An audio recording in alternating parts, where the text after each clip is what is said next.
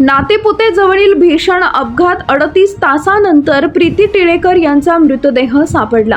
नातेपुते गावात जवळील कॅनॉलमध्ये कार कोसळून झालेल्या भीषण अपघातातील बेपत्ता असलेल्या प्रीती टिळेकर यांचा मृतदेह अखेर 38 तासांच्या अथक शोध मोहिमेनंतर सापडलाय। नातेपुतेपासून सुमारे 25 किलोमीटर अंतरावर असलेल्या भांबुर्डी गावाजवळ राज्य आपत्ती प्रतिसाद दलाच्या पथकाला त्यांचा मृतदेह आढळून आला। मुंबईहून फोंडशिरसकडे गावाकडे निघालेली इर्टिका कार गुरुवारी पहाटे 4 वाजण्याच्या सुमारास नातेपुते येथील शेरे पुलावरून कॅनॉलमध्ये कोसळली होती। या भीषण दुर्घटनेत हनुमंत जठार, मंजुळा जठार आणि त्यांची विवाहित कन्या प्रीती टिळेकर असा तिघांचा दुर्दैवी मृत्यू झाला। अपघातानंतर हनुमंत जठार आणि मंजुळा जठार यांचे मृतदेह गाडीतच आढळून आले। मात्र प्रीती टिळेकर या पाण्याच्या प्रचंड प्रवाहात वाहून गेल्यानं त्यांचा शोध लागणं कठीण झालं होतं। त्यानंतर राज्य आपत्ती प्रतिसाद दलाकडून तात्काळ शोध मोहीम सुरू करण्यात आली होती।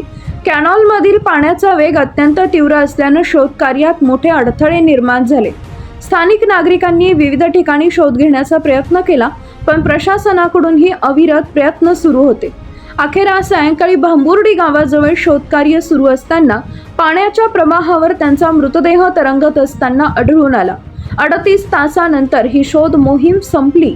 मृतदेह पुढील उत्तरीय तपासणीसाठी ग्रामीण रुग्णालयात पाठवण्यात आला। या घटनेमुळे परिसरात हळहळ व्यक्त होत असून नागरिकांमध्ये शोककळा पसरली आहे।